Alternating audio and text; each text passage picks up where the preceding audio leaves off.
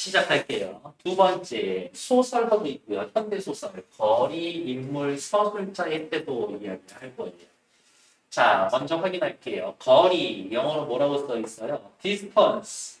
발음 괜찮은데, 오늘? 서술자, 인물, 독자 사이에 가깝고 멀게 느껴지는 심리적 거리를 이야기합니다. 물리적 거리 이야기하는 거 아니에요. 거리는 소설의 시점이나 인물 제시 방법에 따라 달라집니다. 인물 제시 방법은 미리 쓸게요. 직접 제시. 인물에 대한 방법은 직접 제시 또는 간접 제시. 이렇게 두 가지가 나는 것도 일단 용어만 기억해 두시고 1인칭 주인공 시점은 내가 내 얘기를 독자에게 직접 하는 거지. 그러니까 독자와 서술자가 가깝지. 내가 내 얘기만 하기 때문에 독자는 다른 인물들과는 거리가 멀죠. 서술자, 내가 다른 인물들과 같은 세상에서 살고 있으니까 가깝지. 전지적 작가 시점은요. 여기에서의 벌어지는 일을 내가 전부 다 알고서 독자에게 그대로 얘기해 주니까 독자와 서술자는 가깝지. 그렇죠? 독자와 인물 사이는 이렇게 거쳐서 얘가 독자가 아는 거기 때문에 독자와 저기 있는 인물들 간의 거리가 멀겠지. 그렇죠? 서술자 나하고 여기 안에서 이루어지는 애들은 속마음까지 다 아는 거니까 가깝겠지. 괜찮아요? 1인칭 관찰자, 3인칭 관찰자는 독자와 서술자가 멀어요. 이렇게 저기에서의 보여지는 일들만 이야기를 해주기 때문에 굳이 내가 정서적으로 가까울 필요가 없지. 거리가 멀죠. 독자와 인물 사이의 거리는 어떻게? 얘하고 여기 사람들 사이는 가까워. 왜? 내가 진짜 있는 그대로 다 전해주거든. 마치 TV 보고 있는 것처럼. 서술자와 인물 사이는 나하고 쟤네들은 일단 떨어져 있으니까 저 세계 안에 있는 애랑 나랑 거리가 멀겠죠. 괜찮아요? 이 개념은 왜 중요하냐면요. 이거 가지고 모의고사나 수능에도 나오는 말이거든요. 그래서 얘네들은 확인해야 되는데 이거 외우려면 어려워. 그래서 지금 내가 자꾸 설명한 것처럼 이렇게 내가 서술자라는 입장이 되어서 내가 소설 속 세계 안에 들어가 있는지 아니면 바깥에서 구경만 하는지 쟤네 속마음 다 알고 있는지 거기까지 확인하고 좀 생각하시면 있잖아요. 간만에 나오는 이해하는 얘기. 알고 계시죠? 미친 뭐라고? 문학 관련된 단어지를 외우니까 되게 재미없지. 영어 공부할 때 어때요? 단어 외우고 싶어요? 그래요. 더워서 말이 없습니다. 독자와 서술자의 거리. 독자는 인물의 심리와 사건의 전후를 모두 말해주는 친절한 서술자를 더 가까이 1인칭 주인공 시점과 전지적 시점의 서술자는 독자와 서술자의 거리에서 1인칭 주인공 시점과 전지적 작가 시점에서는 어떻게 가깝게 느끼고 1인칭 관찰자 시점과 3인칭 관찰자 시점에서는 서술자와 거리를 멀게 느낀다. 독자와 인물 사이의 거리. 독자와 인물 사이의 거리. 요거 물어보고 있는 서술자는 이미 인물에 대해 자세히 설명해 주었다면 독자는 굳이 인물에게 다가서려 노력하지 않기 때문에 거리는 줄어들지 않는다. 따라서 독자는 1인칭 주인공 시점의 인물과 전지적 작가 시점 인물 사이에 뭐 다 아는데 멀게 느끼고 1인칭 관찰자 시점과 3인칭 관찰자 시점에서는 왜 그렇지? 자꾸 내가 한번 다가가 봐야 되겠는데 가깝게 느끼고 됐을까? 다음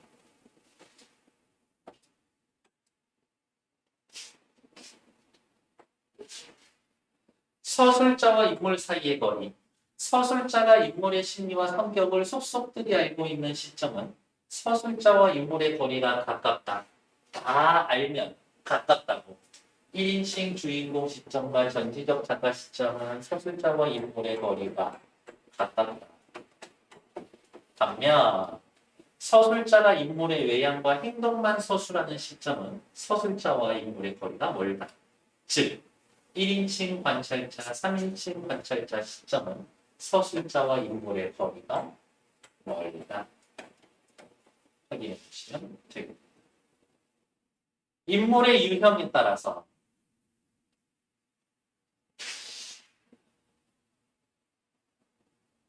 이 개념은 무조건 알고 있어야 되는데 뭐 시험에 잘 그러니까 하라고 말로 해요. 인물의 유형, 성격의 변화에 따라서 성격의 평면적인 인물 위에다 씁시다. 성격, 반면에 입체적인 인물, 성격이 대표성에 따라서 전형적인 인물, 대표, 개성적인 인물 밑에다 쓸까요? 아, 요즘은 쓰지도 않는 말인데 엄친아요, 엄친. 엄마 친구 아들. 아, 엄마 친구 아들 어때? 착해, 잘생겼어, 공부도 잘해. 엄마 아빠 어쩜 그렇게 잘하는지 예의 바르고 성실하고 그런 애들 세상에 있어요? 없어. 개성적인 인물. 밑에다 하나만 더 써놓는다. 가장 여러분들이 배울 수 있는 개성적인 인물이 길동이에요. 홍길동. 홍길동 같은 애들 없어. 걱정하지 마. 엄마가 누구 엄친아 같은 거 얘기하고 너네도 누군가의 엄마 친구 아들이야. 옆 집에 들어오는 거 어쩜 그렇게 공부도 잘하고 친구 만나서 내가 살살 챙겨서 당신도 누군가의 엄마 친구 딸이야. 저희 신격화되어 있어. 저도 누군가의 엄친아 있으면 좋겠다. 평면적인 인물 저기 위에 뭐라고 써 있어요? 성격 안 변한다고 써 있죠? 평면적인 인물 작품의 처음부터 끝까지 성격이 변하지 않는 인물 주로 고전 소설에 나타난다. 흥부전의 흥부는 처음부터 끝까지 착한 놈이야. 밋밋한 성격이. 입체적인 인물은 사건 전개에 따라 성격이 변하는 인물이죠. 남자의 본명 처음엔 도덕적이었지만 나중에 돈 때문에 편하게 살기 위해서 서서히 좀 타락해가는 그런 인물에 대해 이야기할 거예요. 전형적인 인물 뭐라고요? 특정한 계층 대표 이거 하나만 쓰면 돼요. 대표 개성적인 인물 한 번만 더 쓸까요? 엄친아요 엄친아. 엄친아라고 쓰지 마 그냥 나다 이렇게 씁니다. 전형적인 인물 특정 시대 특정 계층이나 집단의 특성을 특정 시대 특정 계층 집단의 특성을 대표하는 인물 껍빗단이라고 나라 팔아먹고 이리저리 복지처럼 붙어먹고서 결국엔 잘 사는 처죽여도 시원찮은 이인국이라는 놈은 일제강점기와 해방 이후 혼란한 시기를 거치며 자신의 출세만을 위해 행동하는 기회주의자 전형, 기회주의자의 대표로 나타나는 인물이 토끼 전에 토끼도 전형적인 인물이지. 용왕도 전형적인 인물일 거예요. 왜? 힘없는 백성을 옆에 달라가지고 발끝으로 내리고 있습니다. 개성적인 인물. 특정 시대 특정 계층이나 집단과 관계없이 자신만의 독자적인 성격을 뚜렷하게 지니는 것. 이상이라고 하는 작가가 지은 30년대 모더니즘 소설의 날개에 나는 자의식이 강하고 스스로 박제가 되어버린 천재라고 여기며 보통 사람들과 다르게 현실을 인식하고 생각하는 개성적인 인물입니다. 이야, 저런 놈이 진짜 있단 말이야? 있을 것 같기도 한데 주변에서 보기 너무 힘들어. 그러면 개성적인 주동인물은 주로 주인공이 되어서 움직입니다. 반동인물은요. 반대로 움직입니다. 진짜 쉽게 이야기하려면 영화를 봤을 때 살인범 쫓아다니려고 하는 형사와 살인범 이 관계를 떠올리시면 돼요. 얘는 잡으려고 하고 얘는 잡히는 거에 반대로 도망가요. 주동인물 작품의 누구로서 주인공으로서 사건을 이끌어가는 역할을 하는 인물의 사건을 이끌어가는 봄봄의 날 작품의 주인공 됐어. 반동인물, 주인공 주동인물에 반대하여 갈등을 일으키는 대립자, 주동인물에 반대하여 갈등을 일으키는 대립자, 적대자의 역할을 하는 인물. 김유정의 봄봄의 나는 점순이하고 결혼하고 싶어해. 근데 점순이 아버지인 장인한가? 저 조그만 해가지고 쟤하고 무슨 결혼한다 그래? 키 크면 결혼시켜준다니까! 하면서 성례시켜주세요. 못 시켜주겠는데? 라고. 괜찮아? 살인범이 주인공일 수도 있잖아. 그렇지 않나? 그때는 살인범이 주동인물이고 잡으려고 하는 형사나 탐정 이런 사람들이 반동인물이겠지. 주인공이 누구냐에 따라서 다르다. 다음, 인물에 대한 서술자의 태도. 이 개념은 엄청 중요해요. 하지만 어렵지는 않다. 인물에 대한 서술자의 태도. 소설 속 인물에는 그 인물에 대한 작가의 평가가 반영이 되는데 어서 오십시오! 독자는 서술자의 태도에서 이를 추측할 수 있다. 인물에 대한 서술자의 태도는 작품의 주제와 깊이 관련이 있습니다. 소설 속에 세계가 있어요.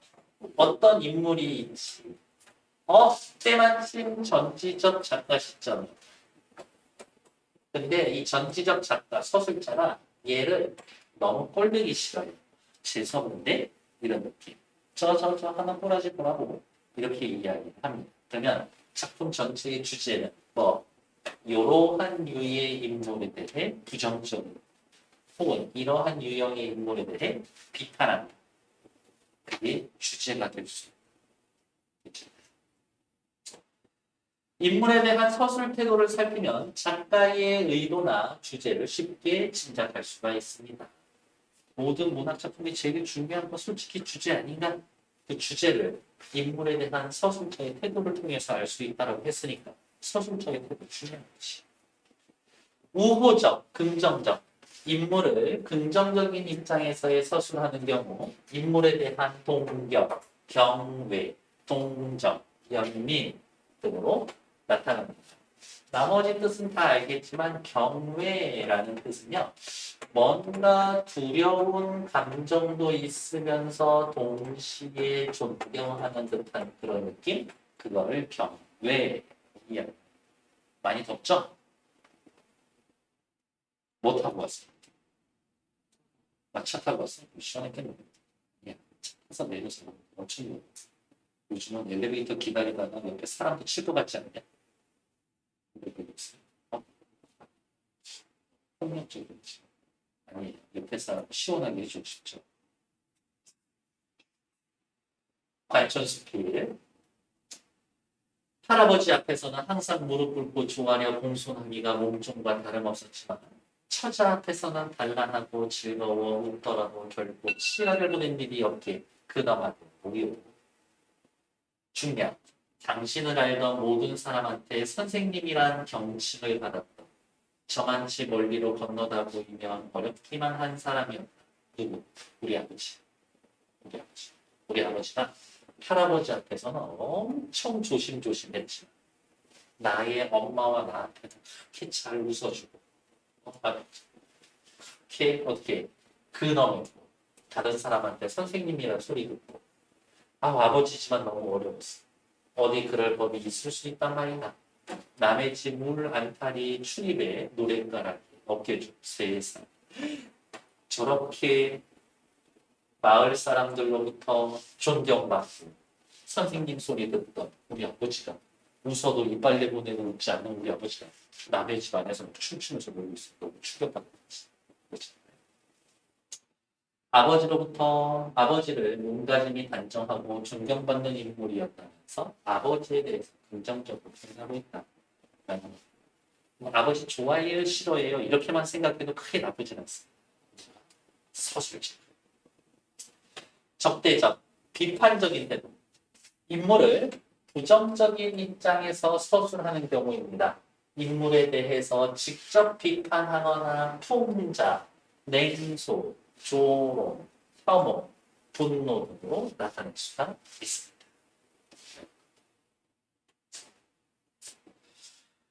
살짝 좀 모자라. 그때 엄청 착해. 마을에 굳은 일은 혼자 다 해. 누가? 황만근이. 근데 마을 사람들은 황만근이를 만근이 하면서 막 일 부려먹고 어려운 일 있으면 시키고 하면서 약간 모자라니까 좀 무시하고 그래요. 근데 이 마을에 새로 이사 온 나는 만근 씨를 너무 좋아해. 황만근은 훌륭한 성품의 인물이나 마을 사람들은 이를 몰라보고 그를 엉뚱하다고 무시를 한다. 농민 권리 대회에 갔다라는 황만근이 실종이 됩니다. 만근 씨가 사는 마을이 있어요. 이 마을 건너편 저 멀리 읍내에서 농민들의 빚을 탕감해줘라 라는 데모를 하러 여러 마을에서 모이기로 했어. 과시를 한다라고 경운기 타고 가기로 했었거든. 근데 이렇게 모임을 주도한 마을 이장은 편하게 트럭 타고 만근 씨는 어떻게 고장난 경운기 타고 가다가 죽어서 뭐 만근 씨가 며칠 동안 하루 동안 집에 안 들어오니까 사람들은 아무렇지도 않은데 나는 너무 걱정이 되는 거야. 그제 밤에 내일 벌기대회 한다고 마을 사람 모였을 때 이장님이 황만근 씨한테 뭐라고 하셨어요? 모임 뒤에 이장은 민 씨를 흘기듯 노려보았다. 아, 왜 농민 보고 농민 벌기대회 꼭 나오라 했는데 뭐 잘못됐나? 민 씨는 자기도 모르게 따지는 어조가 되었다. 오케이. 여기까지만 보면 누구라? 이장이야. 민 씨는 무슨 관계야? 갈등 관계.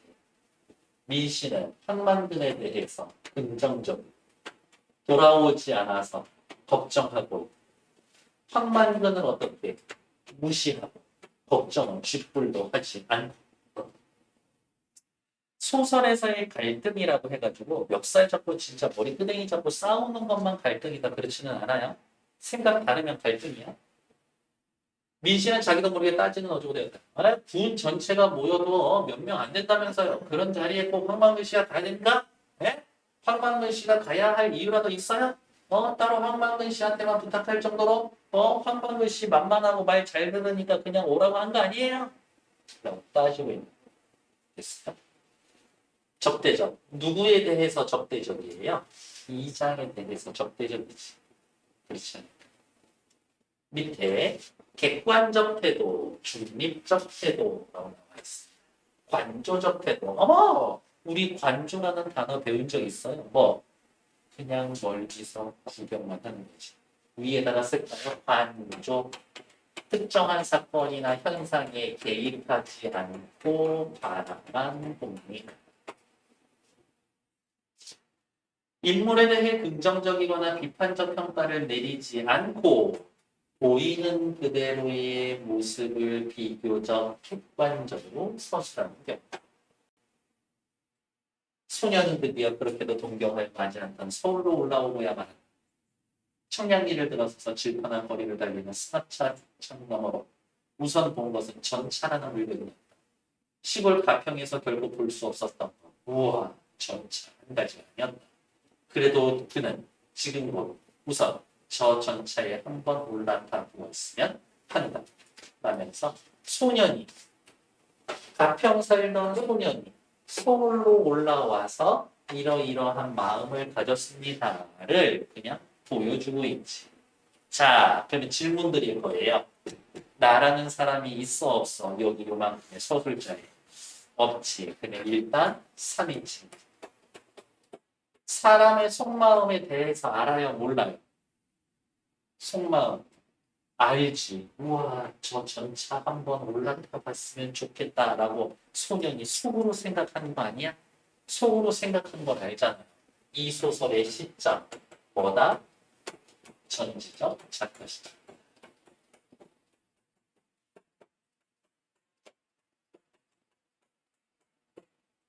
그렇게 확인해 보시면 되겠지. 괜찮아요. 소설 보면 무조건 서술상 특징 물어보는 문제가 있고 그거는 뭐 물어본다? 시점 물어본다. 그래서 모의고사나 고등학교 올라가서 보시게 돼요. 모의고사든 수능이든 소설 나오면 시점 먼저 파악해. 그게 한 문제 먹고 들어갈 테니까. 다음 페이지.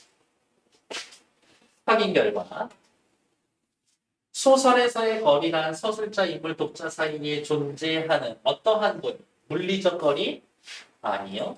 심리적 거리를 나타낸다. 작가가 인물을 형상화할 때 드러나는 인물에 대한 태도는 작품의 무엇과 주제와 밀접한 관련이 있고 크게 좋아해요, 괜찮아, 나쁘지 않아, 우호적 태도. 저거 나쁜 놈인데 저거 아무리 봐도 이거 저 가만 내비두면 안 될 것 같은데 적대적어줘.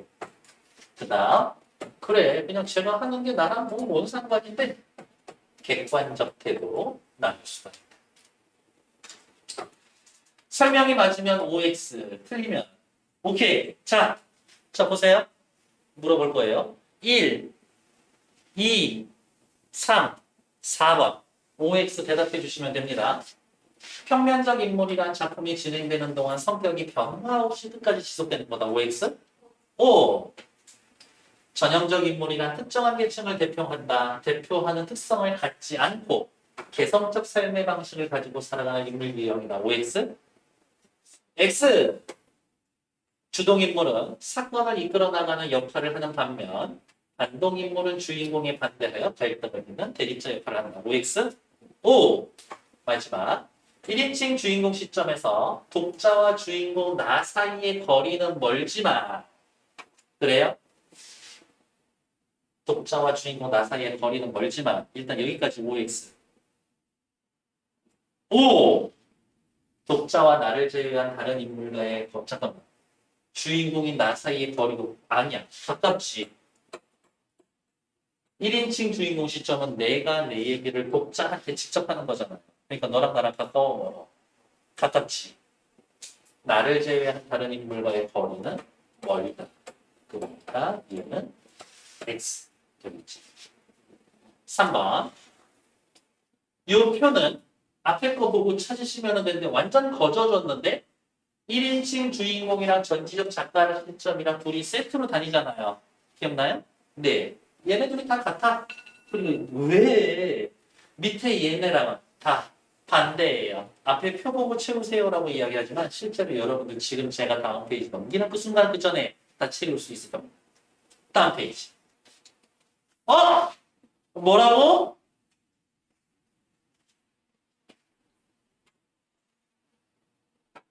이렇게 해놓으세요. 이거 지워. 지워. 그리고 옆에다가 이렇게 써놓으세요.